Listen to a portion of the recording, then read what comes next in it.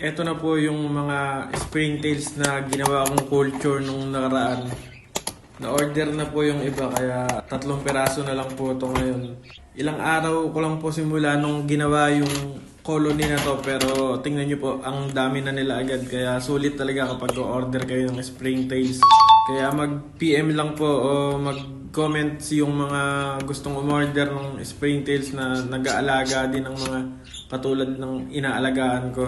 Tamang-tama po ito sa mga terrarium nyo saka sa mga bioactive enclosure.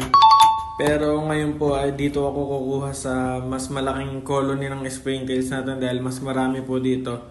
Ipang sa swap ko po ito dahil nag-message po sa akin yung isa sa kilala natin na keeper ng exotic dito sa lugar natin. Sa swap ko po itong springtails at itong darlingi na spiderlings sa scorpion niya na desert scorpion. Abangan nyo na lang po mamaya kung anong scorpion yon. Sasamahan na din po ng konting dubia at marami naman po tayong stock ng dubia. Etong mga sub-adult na dubia po yung kailangan niya kaya ito po yung ipapadala natin sa kanya. Papakain po niya ito sa mga alaga niya na medyo malaki na rin yata kaya sub-adult yung kailangan niya. Ilalagay ko lang po dito sa bote ng mineral para nagagamit ko po yung mga plastic na akala natin basura. Binutasan ko lang po ito para may hingahan din po yung mga dubia at madaling hindi mamatay.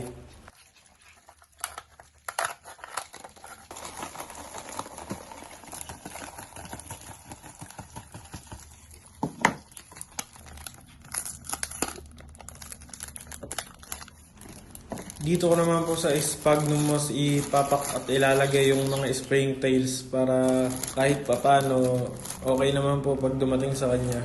Ganitong paraan yung magandang pagpapadala ng springtails para okay na okay kapag dinala na sa mga buyer natin.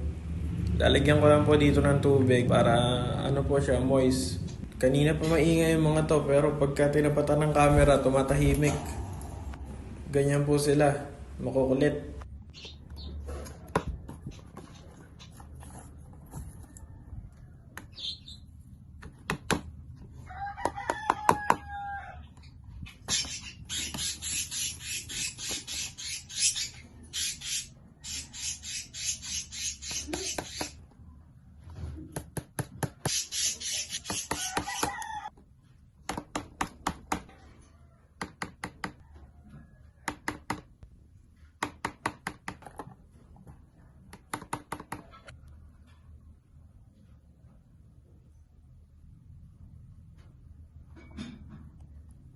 Nakagayak na po yung mga isaswap natin sa Scorpion. Mamaya, abangan nyo na lang po. Napakaganda nun. Nakita ko lang sa picture, sobrang ganda.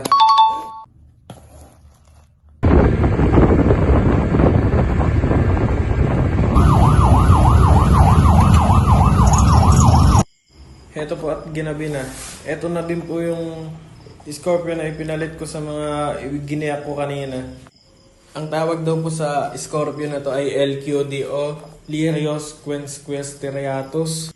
Mas kilala po sa Deathstalker Scorpion dahil medyo makamandag din po ito. Venomous na scorpion kaya ingat na lang kung mag-aalaga po ng ganito. Napakaganda kung titingnan pero makamandag. Kaya pang advanced keeper na po itong pag-aalaga ng ganito. Hindi po pwede sa mga bata na nagsisimula pa lang mag-alaga ng mga exotic. Medyo aggressive din po siya kaya hindi siya recommended sa mga bago o newbie na nag-aalaga nito. Brush pa lang sinisipit na niya, paano pa yung daliri mo. Sinabay ko na din po itong dwarf hamster Pika Pen. Itong winter white dwarf hamster. Oh, bakit ganito yung ibinigay sa akin? Ang sabi ko, pearl. Ang akala ko naman, pearl black eye yung ibibigay sa akin. Pero red eye pala yung ibinigay sa akin. Ang sabi ko po kay seller, pearl yung orderin ko. Pearl naman po yan, pero red eye. Hindi ko naman po alam na red eye yung ibibigay sa akin. Pero common naman na po yun sa hamster hobby na kapag sinabi na pearl black eye po. Dahil yun po yung in-order ko. Nagpapasend kasi ako sa kanya ng picture. Ilang beses po niyang sinabi na isisend niya pero walang sinend. Pero ayos na din po yan dahil yung red eye po mas mahal o mas may value kaysa sa pearl black eye. Kaya lang gusto ko po kasi pearl black eye. Pero ayos na lang din yun kaysa wala. Sabi din niya 2 months old daw po yung ibibigay niya sa akin. Pero tingin ko mukhang hindi 2 months old din po ito. Eto, mukhang 2 months old yung sapphire. Pero yung pearl na white, hindi yata 2 months old to. Pero malalaman po, okay na din yan. Subukan ko na lang i-breed at mukhang matured na. Hindi lang siguro kami nagkaintindihan ni seller at medyo hindi nakapag-usap ng maayos. Kaya salamat pa din sa seller ng hamster na to.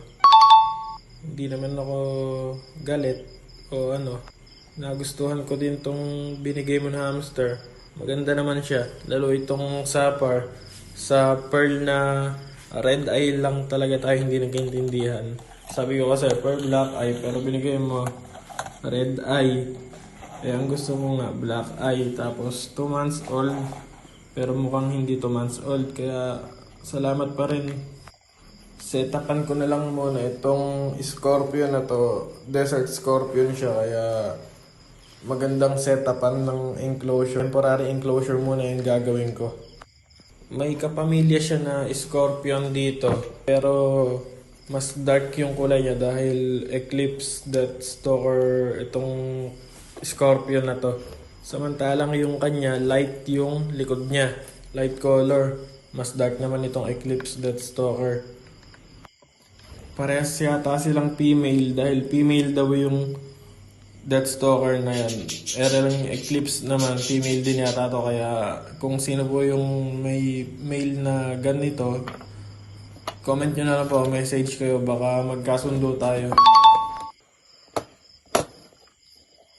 Ganitong setup na lang din po sa bagong Scorpion natin. Pangsamantala lang naman po sila dito, kaya nasa maliit na tupperware lang muna sila. Topsoil para sa substrate.